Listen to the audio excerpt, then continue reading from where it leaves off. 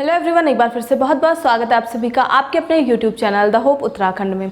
तो देखिए, हम लोग रुद्रप्रयाग जिला पढ़ रहे हैं, जिसके 2 पार्ट्स आप लोगों के लिए अपलोड कर दिए गए हैं। अगर आपने वो नहीं देखे हैं तो आप उन्हें प्लेलिस्ट में जाकर ज़रूर देख लें। तो आज उसी को कंटिन्यू करते हैं और रुद्रप्रयाग जिला हम पढ़ रहे हैं। सबसे पहले बात करते हैं ऊखीमठ की। ऊखीमठ जो आपका है, यहीं पर केदारनाथ मंदिर समिति जो है उसका मुख्यालय है। तो अगर आपसे पूछा जाएगा कि केदारनाथ मंदिर समिति का जो मुख्यालय है वो कहाँ पर है, तो आपको पता होना चाहिए कि वो ऊखीमठ में है। केदारनाथ मंदिर समिति का मुख्यालय।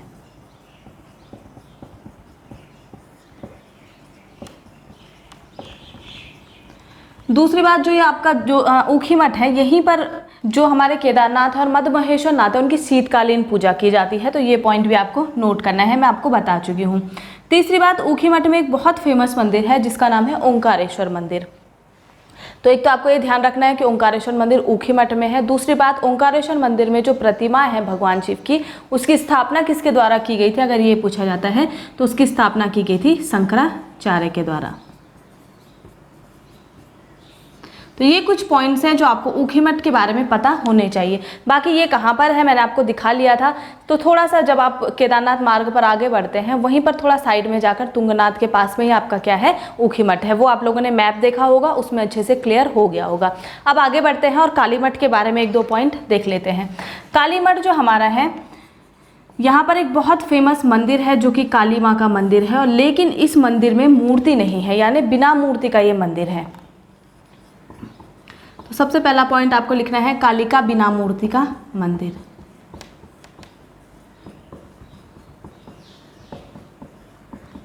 इसीलिए ये जो मंदिर है इसको तांत्रिक विद्या का केंद्र यानी कि तांत्रिक विद्या के लिए जाना जाता है। तो अगर आपसे पूछा जाएगा कि तांत्रिक विद्या के लिए निम्नलिखित में से कौन सा मंदिर जाना जाता है, तो काली मंदिर जाना जाता है। और काली मंदिर कहाँ पर है, कालीमठ में है, जो कि रुद्रप्रयाग में है। तो ये 2 पॉइंट्स कम से कम आपको कालीमठ के बारे में पता होने चाहिए। अब अगर आगे बढ़ते हैं और देख लेते हैं यहाँ पर आपका जो रुद्रप्रयाग है, यहाँ पर मेले कौन कौन से लगते हैं।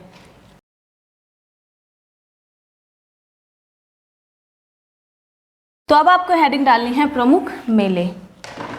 तो देखिए, बहुत ज़्यादा मेले नहीं हैं, लेकिन कुछ खास मेले हैं जिनका आपको पता होना चाहिए। तो 2-4 मेले हैं, उन्हें हम देख लेते हैं। मेले में सबसे पहला मेला यहाँ पर लगता है जो जाख मेला लगता है। जाख मेला जो है ये गुप्तकाशी में लगता है। जाख देवता का मंदिर है वहाँ पर, वहीं पर ये मेला लगता है।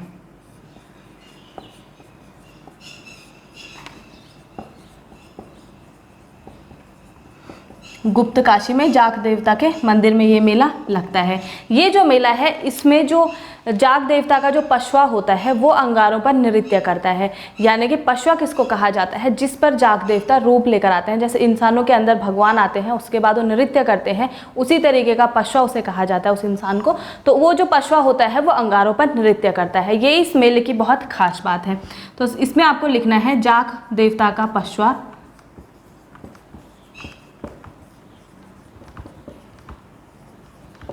जलते अंगारों पर नृत्य करता है।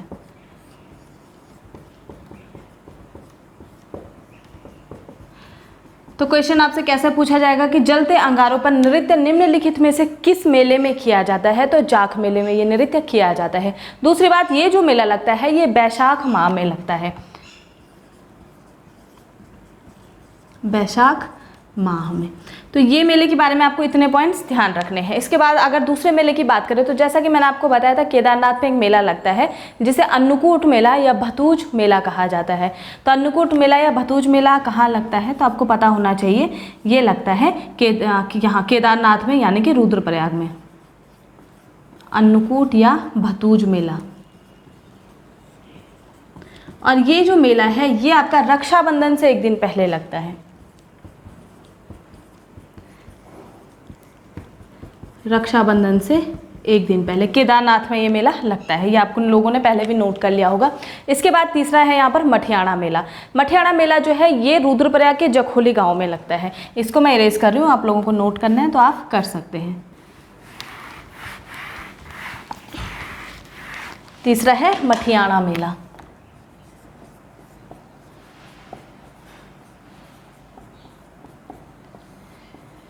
ये मेला लगता है रुद्रप्रयाग के मठियाणा माँ के मंदिर में।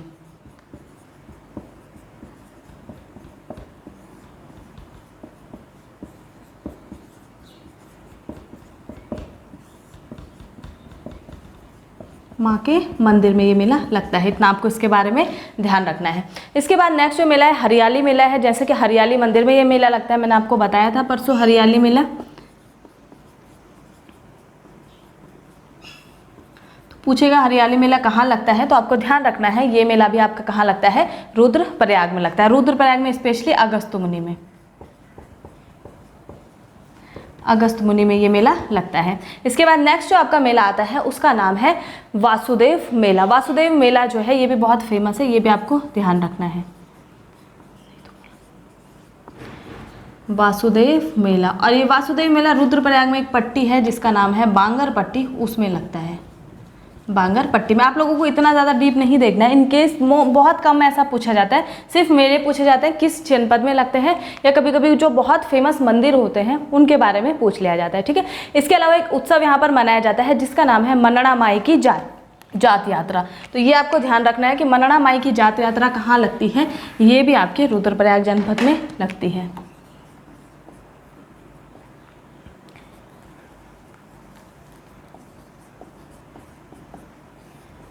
मनड़ा माई की जात यात्रा, जात यात्रा। तो ये एक तरीके की यात्रा है, ये जात का मतलब भी यात्रा होता है, यानी कि यात्रा है जो कि एक जगह से दूसरी जगह जाती है, ठीक है। ये स्पेशली अगर आपसे पूछा जाए कहाँ पर लगती है, तो ऊखीमठ में जो मधुमहेश्वर घाटी है वहीं पर ये जो यात्रा है वो होती है। ऊखीमठ के मधुमहेश्वर घाटी में।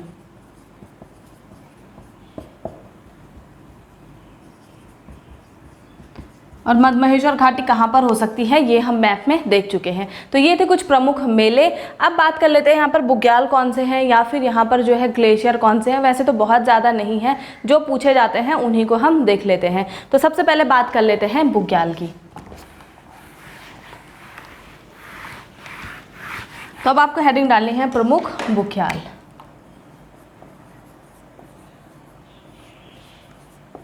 तो प्रमुख बुग्याल में आप सबको पता है रुद्रप्रयाग में बहुत फेमस बुग्याल है, उसका नाम है चोपता बुग्याल।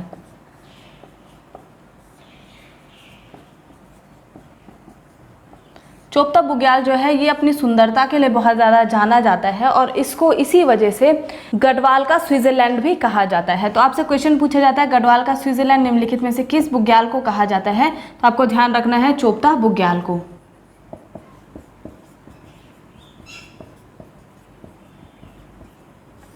गढ़वाल का स्विट्जरलैंड चोपता बुग्याल को कहा जाता है, और इसकी ये कहाँ पर है मैंने आपको ये चीज़ बताई थी। इसके बाद दूसरा बुग्याल है जो है मधुमहेश्वर बुग्याल, है इसी को कसनी खर्क बुग्याल भी कहा जाता है। मधुमहेश्वर या कसनी खर्क बुग्याल।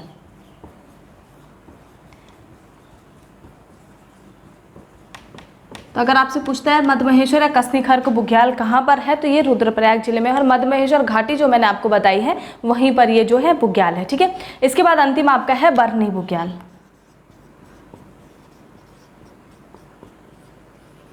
बरनी बुग्याल भी आपका कहाँ पर है, रुद्रप्रयाग जनपद में है। तो ये प्रमुख बुग्याल हैं जो रुद्रप्रयाग के हैं, जिसमें सबसे फेमस है चोपता बुग्याल, और ये बहुत बार एग्जाम्स में पूछा जाता है कि गढ़वाल का स्विट्जरलैंड निम्नलिखित में से किस बुग्याल को कहा जाता है, तो वो है आपका चोपता बुग्याल। इसके अलावा मधुमहेश्वर या कसनी खर्क बुग्याल है, और अंतिम है बरनी बुग्याल। तो ये 3 बुग्याल आपको यहाँ पर ध्यान में रखने हैं। इसके बाद बात कर लेते हैं कुछ जल विद्युत परियोजनाओं की। हालांकि यहाँ पर बहुत ज़्यादा जल विद्युत परियोजनाएं नहीं हैं, लेकिन 1-2 जो हैं उनके नाम हमें पता होने चाहिए। तो जल विद्युत परियोजना अब आपको लिखनी है।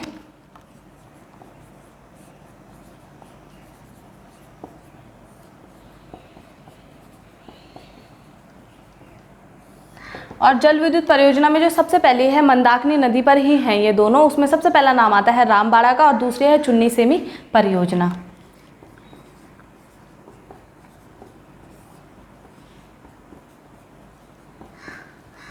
रामबाड़ा परियोजना और चुन्नी सेमी परियोजना।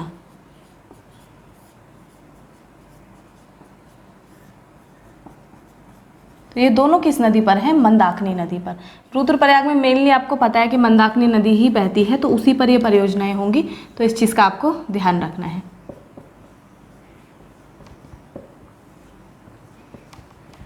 ये दोनों परियोजनाओं के नाम ध्यान रखने हैं, नाम ही मोस्टली पूछा जाता है, ठीक है। इसके बाद अगर बात करें ग्लेशियर की, तो ग्लेशियर में मैंने आपको जो मैप में दिखाया था सबसे ऊपर था चौराबाड़ी ग्लेशियर। चौराबाड़ी ग्लेशियर के बाद यहाँ पर है केदारनाथ ग्लेशियर।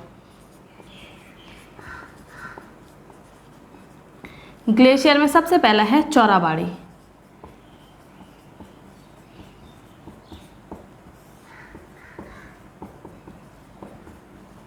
सबसे फेमस चौराबाड़ी ग्लेशियर है। इसके बाद दूसरा आपसे यहाँ से पूछा जा सकता है केदारनाथ ग्लेशियर, तो वो भी बहुत इजी आप लोग बता सकते हैं कि कहाँ पर है, रुद्रप्रयाग में है।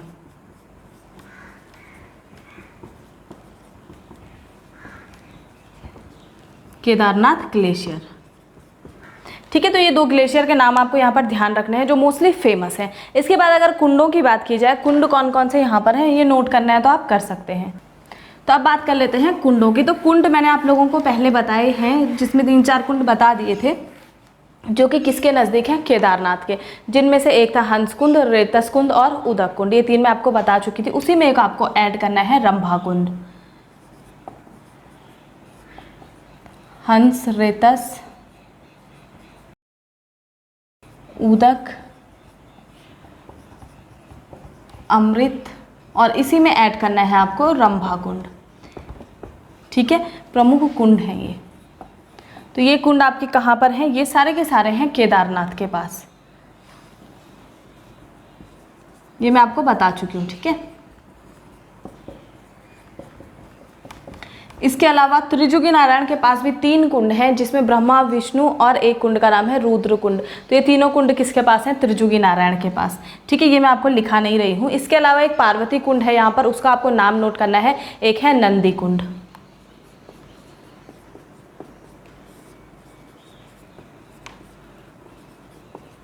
दूसरा है नंदी कुंड। और इसी के अलावा एक बहुत फेमस कुंड है यहाँ पर, उसका नाम है भौरी अमोला कुंड।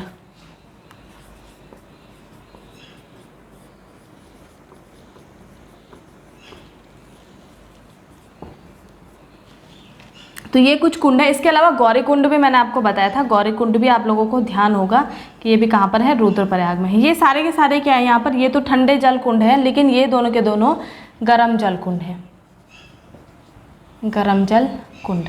तो इतने कुंड हैं, इनका नाम ध्यान रखना है, एक बार नज़र मार लेना, कभी कभार पूछ लिए जाते हैं, ठीक है। इसके अलावा कुछ शिलाएँ भी हैं यहाँ पर जिनके भी आपको नाम पता होने चाहिए, ठीक है। तो प्रमुख शिलाएं लिखिएगा और उसमें सबसे पहले आपको लिखनी है भृगुशिला। शिला का क्या मतलब होता है, जो पत्थर पर बने होते हैं लेक टाइप के, उसको शिला कहा जाता है, ठीक है, जो पत्थरों पर बने होते हैं। तो सबसे पहली है भृगुशिला। ये जो भृगुशिला है ये केदारनाथ के पास में है। दूसरी है चंद्रशिला।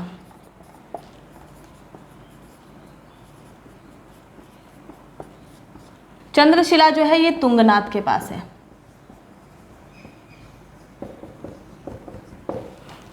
और तीसरी है आपकी कालशिला।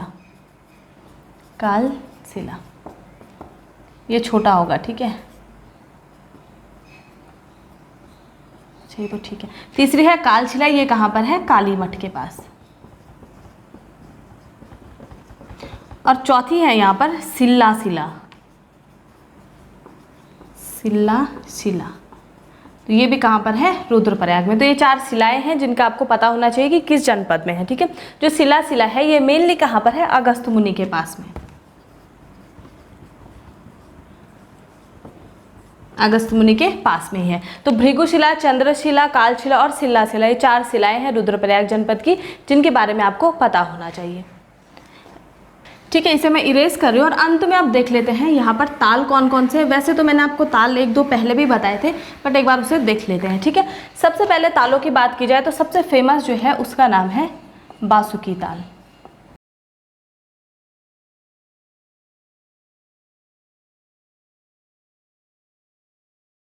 बासुकी ताल आप लोगों को अगर ध्यान होगा, ये हमने टिहरी जनपद में भी पढ़ा था। वहाँ पर क्यों पढ़ा था, क्योंकि ये टिहरी और रुद्रप्रयाग दोनों में पड़ता है। तो अगर आपसे पूछा जाएगा बासुकी ताल जो है किस किस जनपद में है, तो ये चीज़ ध्यान रखना है, रुद्रप्रयाग प्लस टिहरी, आप लोग इसे नोट कर लेना। ऑप्शन में जो भी आता है उस पर ही आपको टिक करना है। दोनों ऑप्शंस आपको यहाँ पर नहीं दिखाई देंगे, ठीक है। वैसे मैंने पहले टिहरी में पढ़ाया है, लेकिन ये दोनों में लिखा गया है बुक्स में, तो इसलिए आपको ध्यान रखना है रुद्रप्रयाग प्लस टिहरी ये दोनों में है। इसके अलावा इसका जो पानी है वो लाल रंग का है, ये भी मैंने आपको बताया था, लाल रंग का पानी है और नीले कमल हेतु ये काफ़ी ज़्यादा प्रसिद्ध है। नीले कमल हेतु प्रसिद्ध। इसके अलावा जो दूसरा ताल है यहाँ पर उसको कहा जाता है सुरवदी ताल या चौराबाड़ी ताल, जो मैंने आपको बताया भी था।